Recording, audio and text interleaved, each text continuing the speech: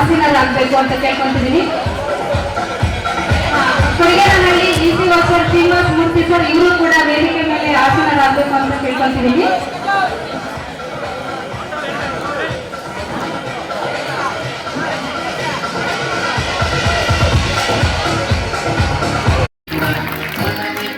ಪರಮಪೂಜ್ಯ ಪದ್ಮಭೂಷಣ ಕರ್ನಾಟಕ ರತ್ನ ಹಿರಿಯ ದಾಸೋಹಿ ಡಾಕ್ಟರ್ ಶ್ರೀ ಶ್ರೀ ಶಿವಕುಮಾರ ಮಹಾಸ್ವಾಮಿಗಳ 7ನೇ ವರ್ಷದ ಪುಣ್ಯ ಸ್ಮರಣೋತ್ಸವ ಕಾರ್ಯಕ್ರಮ ಇದೀಗ ನೆರವೇರ್ತಾ ಇದೆ.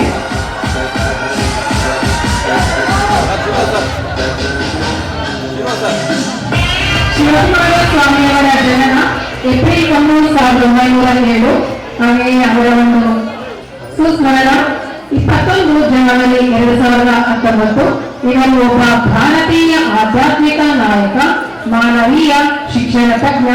ಅವರು ಹಿಂದೂ ಲಿಂಗಾಯತ ಧಾರ್ಮಿಕ ವ್ಯಕ್ತಿಯಾಗಿದ್ದರು. ಈಗ ದೀಪ ಪ್ರಜ್ವಲಿಸುವುದರ ಮೂಲಕ ಈ ಕಾರ್ಯಕ್ರಮವನ್ನ ಉದ್ಘಾಟಿಸಬೇಕಾಗಿ ಎಲ್ಲ ಗಣ್ಯರಲ್ಲಿ ಕೇಳಿಕೊಳ್ಳುತ್ತಿದ್ದೇನೆ.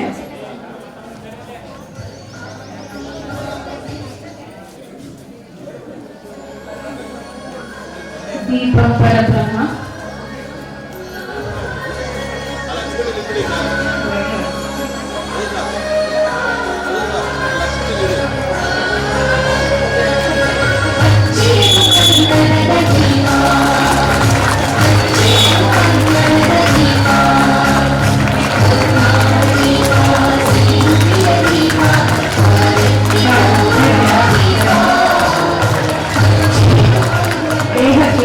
ಹಸಿವಾದರೆ ಪ್ರಸಾದದ ಅಗತ್ಯ ಉಂಟು, ಹಾಗೆಯೇ ಮನಸ್ಸಿನ ಹಸಿವಿಗೆ ಪ್ರಾರ್ಥನೆಯ ಅಗತ್ಯ ಉಂಟು.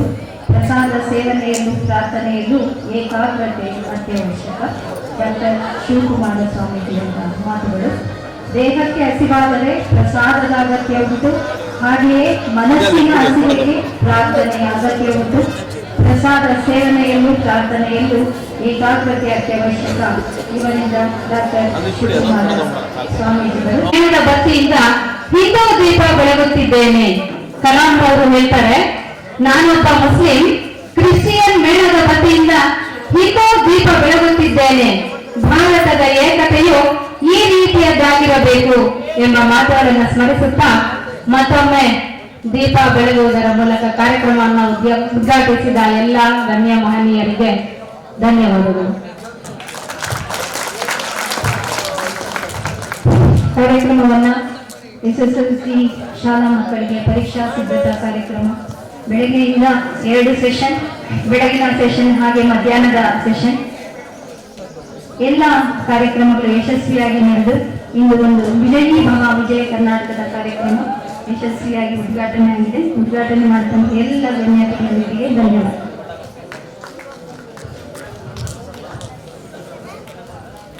ಅತಿಥಿ ದೇವೋಭವ, ಆಚಾರ್ಯ ದೇವೋಭವ ಎಂಬುದು ನಮ್ಮ ಮಣ್ಣಿನ ಸೊಗಡು. ಅದರಂತೆ ಅತಿಥಿ ಮಹಾಶಯರನ್ನು ಸ್ವಾಗತಿಸಲಿದ್ದಾರೆ ನಮ್ಮ ನಿಸರ್ಗ ಶಾಲೆಯ ಇಂಗ್ಲಿಷ್ ಶಿಕ್ಷಕಿಯಾದ ಶ್ರೀಮತಿ ನಸೀಮುನ್ನಿಸಾ. ಈ ಶಾಲೆಯ ಕಾರ್ಯದರ್ಶಿಗಳ ಕಾರ್ಯಕ್ರಮವನ್ನು ಆಯೋಜಿಸಿರುವಂತಹ ವಿಜಯ ಕರ್ನಾಟಕ ವತಿಯಿಂದ ಬಂದಿರುವಂತಹ ಸಿರಾಜ್ ಅವರೇ,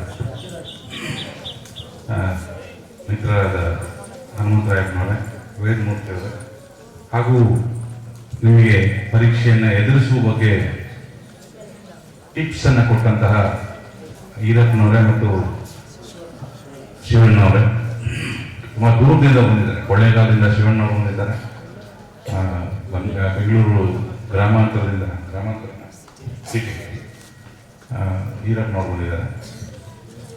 ಇವರೆಲ್ಲರೂ ಕರೆಸಿ, ಹಾಗೆಯೇ ಬೆಳಗ್ಗೆ ರೇವಣ್ ಸಿದ್ದಪ್ಪ ಅವರು ಮಾತಾಡೋದಿದ್ದಾರೆ. ಇವರೆಲ್ಲರೂ ಈ ವೇದಿಕೆಗೆ ಕರೆಸಿ ನಿಮಗೆ ಪರೀಕ್ಷೆ ಎದುರಿಸುವ ಒಂದಷ್ಟು ಶಕ್ತಿಯನ್ನ, ಅಂದ್ರೆ ನಿಮಗೆ ಶಕ್ತಿ ಇಲ್ಲ ಅಂತಲ್ಲ, ಆ ಶಕ್ತಿಯನ್ನ ಮತ್ತಷ್ಟು ಹೆಚ್ಚಿಸುವಂತಹ ಪ್ರಯತ್ನವನ್ನ ಈ ವಿಜಯೀ ಭವ ಕಾರ್ಯಕ್ರಮದ ಮೂಲಕ ಮಾಡಿದ್ದಾರೆ. ನಮ್ಮ ಮುಂದೆ 55 ದಿವಸ ಇದೆ. 55 ದಿವಸದಲ್ಲಿ ಏನಾದರೂ ಮಾಡ್ಬೋದು, ಏನೋ ಮಾಡಿದೆ ಕೂಡ ಇದೆ. ನಾವೆಲ್ಲ ಆಮೆ ಮತ್ತು ಮೊಲದ ಕಥೆಯನ್ನು ಕೇಳಿದ್ದೀವಿ. ಏನ್ ಮಾಡುತ್ತೆ ಮೊಲ? ಓಡಿ ಓಡಿ ಇನ್ನು ಮೊಲ ಆಮೆ ನಿಧಾನಕ್ಕೆ ಬರುತ್ತೆ, ಒಂದಿಷ್ಟು ಪವರ್ ನ್ಯಾಪ್ ಮಾಡೋಣ ಅಂತ. ಪವರ್ ನ್ಯಾಪ್ ಅಂತ ಗೊತ್ತಾ? ಸಣ್ಣದಾದ ನಿದ್ದೆ ಮಾಡೋಣ ಅಂತ ನಿದ್ದೆಗೆ ಜಾರುತ್ತೆ. ನಿದ್ದೆಗೆ ಜಾರಿದ್ರೆ ಎಚ್ಚರ ಆಗುವಷ್ಟೊತ್ತಿಗೆ ಏನಾಗಿರುತ್ತೆ, ಮೊಲ ಅಲ್ಲೇ ಇರುತ್ತೆ, ಆಮೆ ಗುರಿ ಬಿಟ್ಟಿರುತ್ತೆ.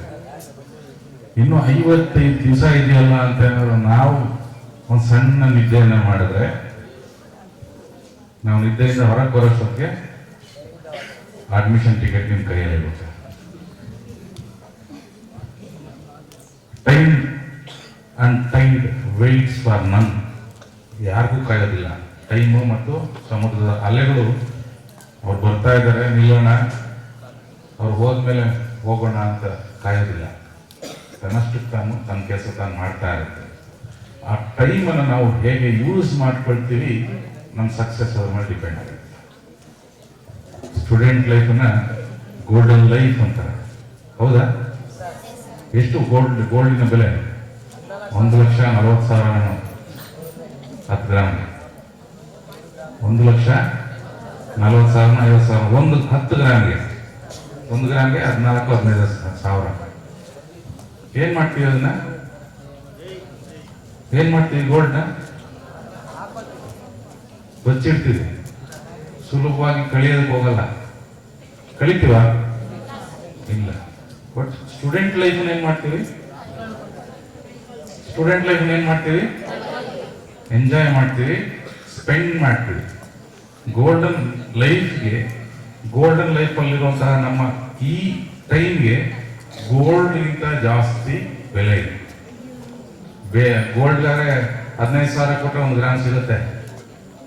ಈ ಟೈಮು 15,000 ಅಲ್ಲ, 15 ಕೋಟಿ ಕೊಟ್ಟರು ಕೂಡ ವಾಪಸ್ ಬರುತ್ತಾ? ಟೈಮ್ ಮೆಷಿನ್ ಯಾರು ಹತ್ತಿದ್ದೀರಾ? ಟೈಮ್ ಮೆಷಿನ್ ಇದೆಯೋ ಇಲ್ಲೋ ಗೊತ್ತಿಲ್ಲ. ಹಾಗಾಗಿ ಇರೋ ಟೈಮನ್ನ ನಾವು ಹೇಗೆ ಬಳಸ್ಕೊಳ್ತೀವಿ ಅನ್ನೋದ್ರ ಮೇಲೆ ನಮ್ಮ ಸಕ್ಸಸ್ಸು, ನಾಳೆಯ ಫ್ಯೂಚರು ಡಿಪೆಂಡ್ ಆಗಿದೆ. ಈಗಾಗಲೇ ಒಂದು ಪರೀಕ್ಷೆಯ ರಿಸಲ್ಟ್ ನಿಮ್ಮ ಕೈಯಲ್ಲಿದೆ. ಆ ರಿಸಲ್ಟ್ ನಿಮ್ಗೆ ಏನು ಹೇಳ್ತದೆ, ಏನೇನು ಹೇಳ್ತಾ ಇಲ್ಲ ಗೊತ್ತಿದೆಯಾ? ನಿಮಗೆ ಮಾರ್ಕ್ಸ್ ಎಷ್ಟೆಷ್ಟು ಯಾವ ಸಬ್ಜೆಕ್ಟ್ ಅಲ್ಲಿ ಅಂತ ಅದನ್ನ ನೋಡಿದ್ಮೇಲೆ ನಿಮ್ಗೆ ಏನಾದ್ರು ಅನ್ನಿಸ್ತದ? ಮನಸ್ಸಿಗೆ ಏನ್ ಅನ್ನಿಸ್ತದೆ? ನಿದ್ದೆ ಮಾಡ್ಬೇಕು ಅನ್ನಿಸ್ತದ? 80ಕ್ಕೆ ನಾನು 60 ತೆಗೆದಿದ್ದೀನಿ, ಇನ್ನು 20 ತೆಗಿಬೇಕಂದ್ರೆ ನಾನು ಬರ್ದಿರೋ ಪರೀಕ್ಷೆಯಲ್ಲಿ ಯಾವುದನ್ನ ಸರಿಯಾಗಿ ಬರ್ದಿಲ್ಲ ಅಂತ ಏನಾದ್ರು ನಾವು ಯೋಚನೆ ಮಾಡ್ತೀವ? ಅದನ್ನ ನಾವು ಖಂಡಿತ ಮಾಡ್ಬೇಕು. ನಾನು ಪರೀಕ್ಷೆ ಬರ್ದಿದ್ದೀನಿ, ಕಷ್ಟಪಟ್ಟು 10 ಮಾರ್ಕ್ಸ್ ತಗೊಂಡಿದ್ದೀನಿ. 10 ಮಾರ್ಕ್ಸ್ ತಗೊಂಡ್ರೆ ನಾನು ಪಾಸ್ ಆಗಲ್ಲ. ಇನ್ನೊಂದು 15 ಮಾರ್ಕ್ಸ್ ಅಥವಾ 18 ಮಾರ್ಕ್ಸ್ ಆದ್ರೂ ನಾನು ತಗೊಳ್ಬೇಕು. ಹೆಂಗ್ ಮಾಡಿದ್ರೆ ನನಗೆ ಒಂದು 28-30 ಮಾರ್ಕ್ಸ್ ಬರ್ಬೋದು.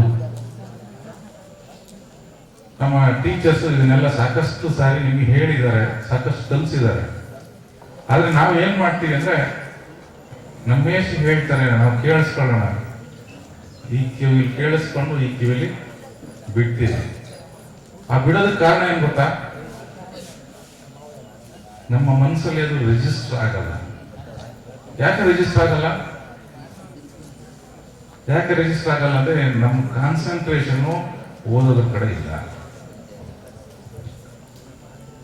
ನಮ್ಮ ಕಾನ್ಸಂಟ್ರೇಷನ್ ಓದೋದ್ರ ಕಡೆ ಇಲ್ಲ, ಟಿವಿ ಕಡೆ ಇದೆ, ಅಥವಾ ಇನ್ಸ್ಟಾಗ್ರಾಮ್ ಕಡೆ ಇದೆ, ಅಥವಾ ಫೇಸ್ಬುಕ್ ಕಡೆ ಇದೆ. ಎಷ್ಟು ಜನದ್ದು ಫೇಸ್ಬುಕ್ ಅಕೌಂಟ್ ಇದೆ?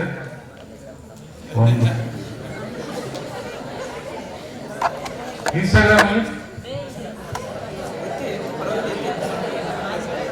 ಹೆಣ್ಮಕ್ಳು ಸುಳ್ಳು ಹೇಳ್ತಾರೆ. ಈ ಸೈಡ್ಸ್ ಅನ್ನ ಬಿಟ್ಬಿಡ್ಬೇಕು. ಊಟ ಮಾಡಿ, ಅದ್ರ ಜೊತೆಲಿ ಊಟದ ಜೊತೆಗೆ ಏನ್ ಬೇಕು? ಬೇಕಾಗಿರುವಂತಹ ಪೋಷಕಾಂಶಗಳು ಮಾತ್ರ ಬೇಕು. ನಮ್ಗೆ ಈ ಸದ್ಯಕ್ಕೆ ಏನ್ ಬೇಕಾಗಿಲ್ಲ, ಪಾನಿಪುರಿ, ಮಸಾಲ ಪುರಿ ಅವೆಲ್ಲ ಬೇಡ. ನಮ್ ಮೇನ್ ಬೇಕಾಗಿರೋದು ಊಟ.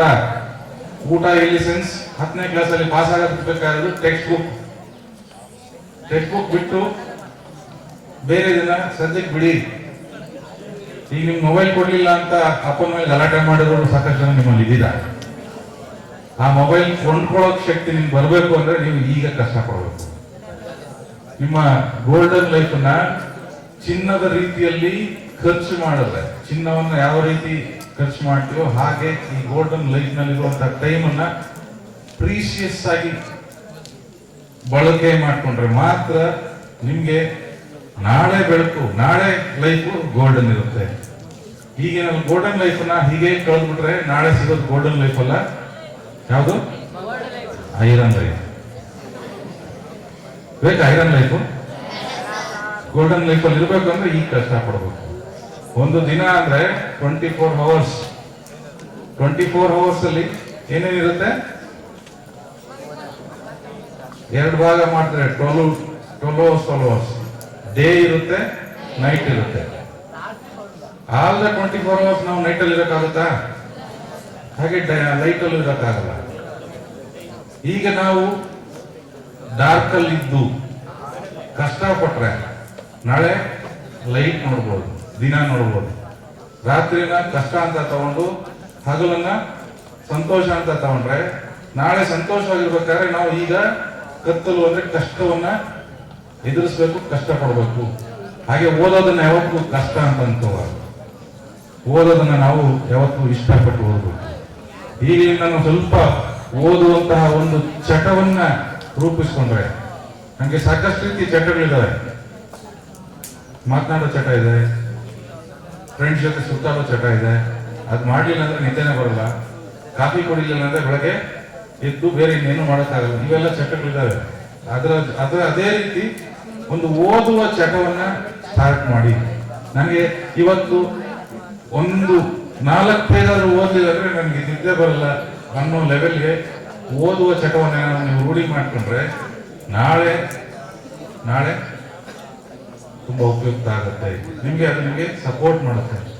ನಿಮ್ಗೆ 54-55 ದಿವಸದಲ್ಲಿ ಹೊಸದಾಗಿ ಅಭ್ಯಾಸ ಮಾಡ್ಕೊಳ್ಳೋದನ್ನ ಸ್ಟಾರ್ಟ್ ಮಾಡೋದಲ್ಲ. ಇಷ್ಟೊತ್ತಿಗೆ ನಿಮ್ಗೆ ಅದು ಅಭ್ಯಾಸ ಆಗ್ಬೇಕಾಗಿತ್ತು. ಅದೊಂದು ಓದುವ ಒಂದು ಚಟ ನಿಮ್ಮಲ್ಲಿ ಇರಬೇಕಾಗಿತ್ತು. ಯಾರ್ಯಾರು ಮಾಡ್ಕೊಂಡಿದ್ರೆ ಗೊತ್ತಿಲ್ಲ, ಬಟ್ ಟ್ರೈ ಮಾಡಿ. ಇನ್ನು 55 ದಿನಾನ ಆಮೇಲೆ ತರ ಖರ್ಚು ಮಾಡ್ತಿರೋ ಅಥವಾ ಕಾನ್ಸಂಟ್ರೇಷನ್ ಇಟ್ಟು ಮೊಲದ ತರ ಸ್ಟಡಿಯಾಗಿ ಹೋಗ್ತಾ ಇರೋದನ್ನ ರೂಢಿ ಮಾಡ್ಕೊಳ್ತಿರೋ, ಅದನ್ನ ನಿಮ್ಗೆ ಬಿಟ್ಟಿದ್ದು. ನೀವೇ ಮನಸ್ಸು ಮಾಡಬೇಕು.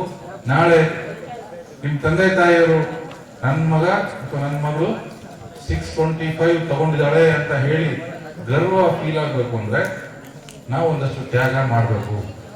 ಇನ್ನು ಉಳಿದಿರೋ ಟೈಮಲ್ಲಿ ಯಾವುದೇ ಜಾತ್ರೆ ಬಂದ್ರು ನನಗೆ ಜಾತ್ರೆ ಬೇಡ, ಬೇಕಾ? ಜಾತ್ರೆ ಬೇಡ. ಹಬ್ಬಗಳು ಈ ವರ್ಷ ಅವರೇ ಮಾಡ್ಕೊಳ್ಳಿ, ಮುಂದಿನ ವರ್ಷ ನಮ್ಗೆ ಬರುತ್ತೆ. ಶಿವರಾತ್ರಿ ದಿವಸ ರಾತ್ರಿ ಎಲ್ಲ ಸುತ್ತಾಡೋದು ಬೇಡ. ಈ ವರ್ಷ ರಾತ್ರಿ ಎಲ್ಲ ಬೇಕಾದ್ರೆ ಕುತ್ಕೊಂಡು ಓದೋಣ, ಮಾಡ್ಬೋದಾ? ಎಷ್ಟು ನಮ್ಮ ಈಗ ಬಂದಿರೋ ಎಲ್ಲರೂ ಎಷ್ಟೆಷ್ಟು ಮಾರ್ಕ್ಸ್ ತಗೊಳ್ತಿದ್ರಿ ಅಂತ ಇವತ್ತೇ ನಿಮ್ ಕೈಯಲ್ಲಿ ಬರ್ದಿಟ್ಕೊಳ್ಳಿ. ಒಂದು ಸ್ಲಿಪ್ ಅಲ್ಲಿ ಬರ್ದಿಟ್ಕೊಂಡು ಅದನ್ನ ಕನಸು ಅಂತ ಇಟ್ಕೊಂಡು ಅದನ್ನ ಅಟೈನ್ ಮಾಡೋದಕ್ಕೆ ಈಗಲಿಂದನೇ ಸ್ಟಾರ್ಟ್ ಮಾಡಿ. ಚೆನ್ನಾಗಿ ಓದಿ ನಿಮ್ ತಂದೆ ತಾಯಿಗೂ ಒಳ್ಳೆ ಹೆಸರು ತರಬೇಕು. ಇದರಿಂದ ಉಪಯೋಗ ಯಾರಿಗೆ? ಔಟ್ ಆಫ್ ಸ್ಕೋರ್ ತಗೊಂಡ್ರೆ ಉಪಯೋಗ ಯಾರಿಗೆ? ನಿಮ್ಮ ಅಪ್ಪ ಅಮ್ಮಂಗ? ಯಾರಿಗೆ? ನಿಮ್ಗೇನೆ. ಒಳ್ಳೆ ಕಾಲೇಜಲ್ಲಿ ಸೀಟ್ ಸಿಗುತ್ತೆ, ಒಳ್ಳೆ ಕೋರ್ಸ್ ಸಿಗುತ್ತೆ. ಓದಿ ಉದ್ಯೋಗ ಸಿಕ್ಕಿದ್ರೆ ಅದು ನಿಮ್ ತಂದೆ ತಾಯಿಗೆ ಕೊಡಲ್ಲ, ನಿಮ್ಗೆ ಇಟ್ಕೊಳ್ಳೋದು. ನೀವು ನಿಮ್ ಲೈಫ್ ಸೆಟ್ಲ್ ಆಗುತ್ತೆ. ಮಾಡ್ಬೋದಾ? So all the best. ಮತ್ತು ಈ ವಿಜಯ್ ಯುವ ಕಾರ್ಯಕ್ರಮದ ಮೂಲಕ ಪ್ರೇರಣೆ ಪಡೆದು ನಾಳೆಯ ಜೀವನವನ್ನ ಹಸನು ಮಾಡ್ಕೊಳ್ತೀವಿ ಅಂತ ಆಶಿಸ್ತಾ ನನ್ನ ಮಾತು ಮುಗಿಸ್ತೇನೆ. Thank you.